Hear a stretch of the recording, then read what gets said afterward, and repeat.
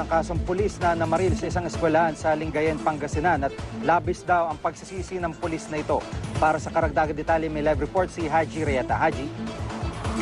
Yes, Gigi, alam mo, eksklusibo nating nakapanayam kanina si PO3 Domino Alipio, ang suspect sa pamamaril sa 4 na katao kabilang ang 3 guro sa Lingayen, Pangasinan.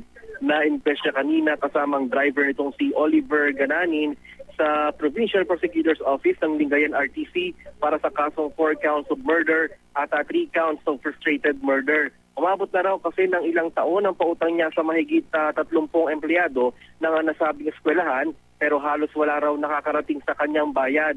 At kaya kasama ang kolektor na si Jonalito Orayan at gurong si Torrenda Flores, sinuho nila ang paaralan para komprontahin ang mga gurong may utang. Kwento pa niya, nagtanong daw siya sa ilang guro sa loob ng isang classroom kung bakit hindi sila nagbabayad ng utang. Pero nang sinabi raw na nagbayad daw sila sa kolektor nito, dito na raw dumilim ang paningin ni Alipio kaya nagawa ang malagim na krimen.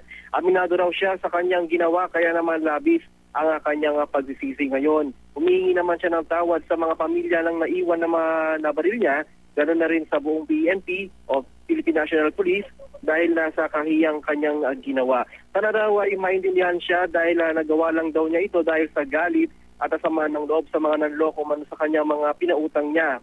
At malaki na raw kasi ang nailon niya sa AFSLAI o Armed Forces and Police Savings and Loan Association Inc. Maliban pa raw dito sa ibinenta niyang ari-arian at ilang pinagkautangan, makatulong lamang daw sa mga guro na lumalapit sa kanya.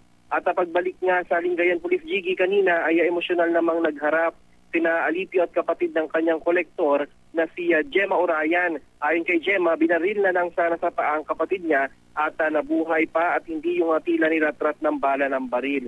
Tila inilagay daw ni Alipio ang batas sa kanyang mga kamay. Dumating din sa presinto Gigi ang asawa ni Alipio na hiniling sa atin na itago na lang ang pagkakilala niya. Ayon sa kanya ay hindi raw masama ang asawa niya, pati siya nga ay nagulat sa nangyari at umaasa siya na sana mapatawad siya ng nagrabyado ng asawa niya at huwag husgahan ang kanyang asawa. Aminado siyang nakaipon ng pera dahil sa pagiging OFW sa Italy ng halos 10 taon. At ang iba dito ay ginamit nga sa pagpapautang sa mga guro sa Lingayen.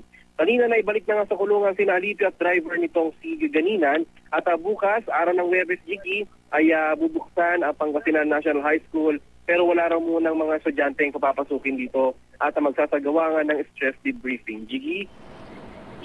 At Haji, itong pulis na ito na isubmit ba ito o naipasuri ba ito kung gumagamit ito ng droga? Kasi doon sa tindi nung ginawa niya at mga biktima, inabot ng mga biktima ay talagang kumbaga may tuturing din na kakaiba na krimen itong nagawa niya. Naipasuri ba ito kung nagdodroga ito?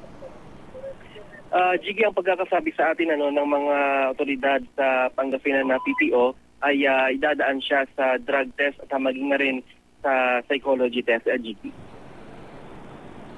Maraming salamat, Haji Rieta.